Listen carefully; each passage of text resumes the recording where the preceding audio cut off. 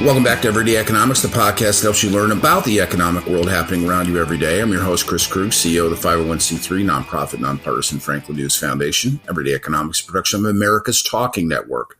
You can subscribe to all of our terrific podcasts at americastalking.com. To support Everyday Economics, please make a tax-deductible charitable contribution by clicking the link in the show description. We are recording this episode on Friday, July 19th, and joining me as always, PhD economist, Dr. Orphe Divounguy.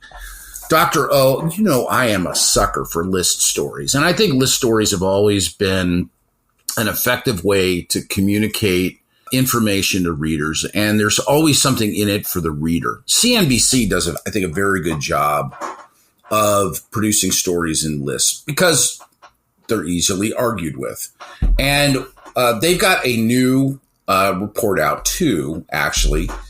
We're going to focus this first conversation on CNBC's data pool that lists, in their opinion, the top 10 state economies in the United States in 2024. I'm going to, I guess, somewhat cut to the chase, and I'm going to tell you right away. Florida was number 1, Texas was number 2, and Tennessee was number 3.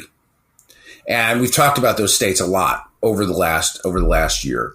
Not surprisingly, North Carolina, which continues to bring in new residents, is also right there at number 4. So why are these economies thriving? Arizona also, around the top 5, Arizona was number 5. So these are all places that people are moving to. And not coincidentally, the economies in these states are ranked as the top 5 by CNBC. I'm not going to argue with the list, or maybe not even with the order of the states that are in the list. What's your take? Yeah, I think you nailed it, right? It's like you take GDP and you say, okay, well, what the growth rate of GDP depends on what, right? And population, employment, right? Basically the size of the labor force, and you could say hours worked. That's also there, right? Employment can be measured as hours worked. By the way, total number of hours worked increases when the population increases, when the labor force increases. More people in the labor force, even if you hold hiring constant, right? The hiring rate constant.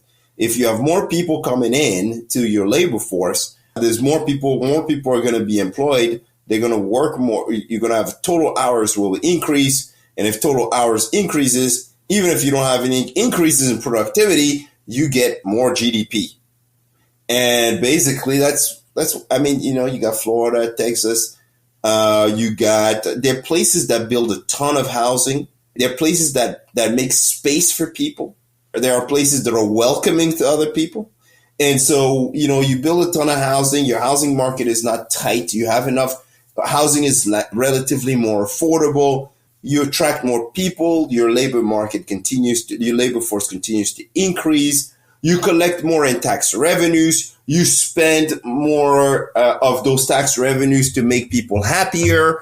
Oh, by the way, and you don't have to raise taxes necessarily, right? Because you have all these people coming in. And even if you hold the tax rate constant because the tax base is increasing, you're going to collect more revenue. You're going to spend more of that revenue, which, by the way, government spending stimulates the economy. Well, you're going to spend a lot more of that revenue. That added to the private sector spending, all of a sudden you got more GDP and you have more income. People are happier. And as you generate more jobs and more incomes, more people want to come into your state. And so that beautiful cycle, that virtuous cycle continues. And by the way, this is not new, right? Because Florida has always been at the top. Texas has always been second. And we keep seeing this happening. Tennessee, I love the state of Tennessee, by the way. I got a nice house out in Nashville. I love it. Tennessee, beautiful place to live. You got Franklin, Tennessee, beautiful place. And a lot of people are feeling that vibe. They're going down there. They're enjoying it. It's beautiful. And then they call their friends and say, I just built a house down in Tennessee. And it was kind of affordable. And I'm living my best days. And so they call their friends over and their friends go join in. And so that's what's happening. And that's why those states are at the top. Well, let's talk. I agree with you. I mean, I think the way that you articulated that is just absolutely right on the spot. We talk a lot about Florida and Tennessee and Texas, and certainly Arizona has been discussed quite a bit, and North Carolina I think is kind of it's a sleeper state as far as I'm concerned. I think North Carolina is beautiful, and I think that it's really the growth there has been amazing. Let's talk about these other 5 states in the top 10.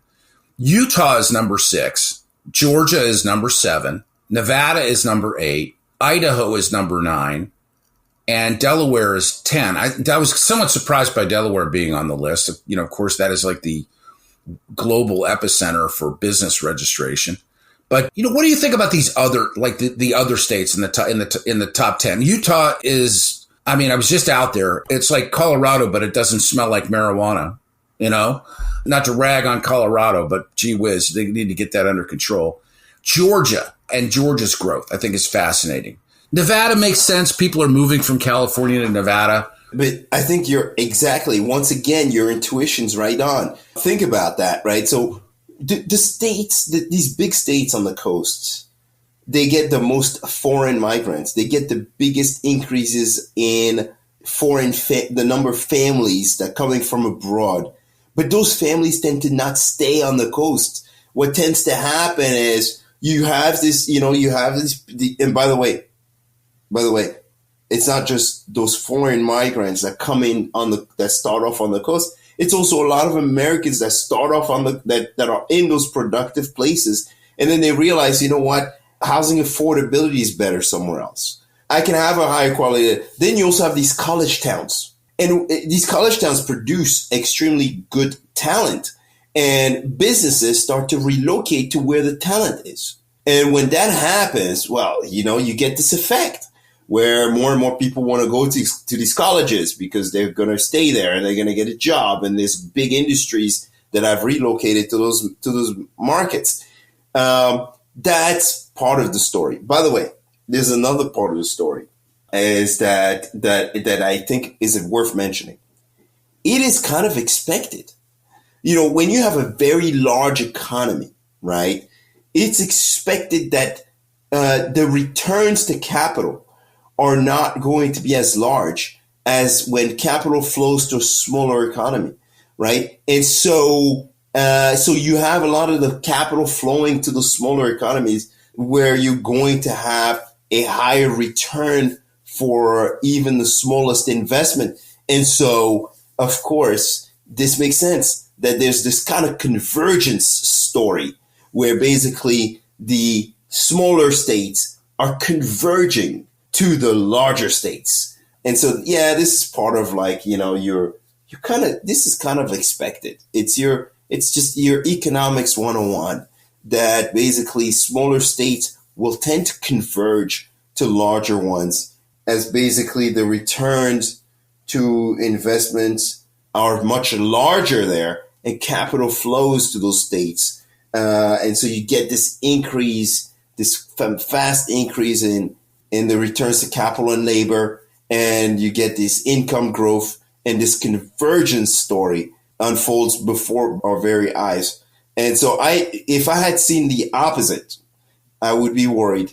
Well, we're going to talk about that. So CNBC, like I said, I think they did a very good job on this list. What we just talked about, top 10 state economies in the United States per CNBC. Next episode, we're going to talk about the 10 worst. So let's call it to a close here, and let's go turn on to that. We'll have that episode for you ASAP. For Orphe Divounguy, this has been Chris Krug. Subscribe to Everyday Economics and dozens of other quality podcasts at americastalking.com.